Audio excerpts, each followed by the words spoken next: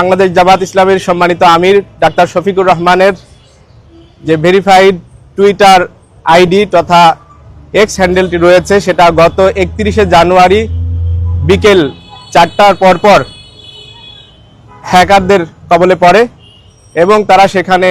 4:37 একটি অনাকাঙ্ক্ষিত একটি পোস্ট সেখানে পোস্ট করে এবং সেটা কেন্দ্রীয় আইটি টিম সেটা কিছুক্ষণের মধ্যেই 4:55 সেটা বুঝতে পারার পরে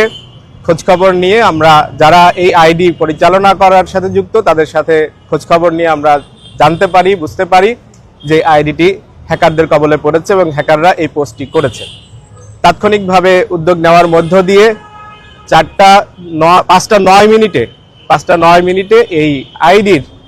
পাসওয়ার্ড চেঞ্জ করার মধ্য দিয়ে এটার পূর্ণ নিয়ন্ত্রণ আবার আমরা ফেরত পেতে সক্ষম হই। এরপরে 5:22 সে বিষয়ে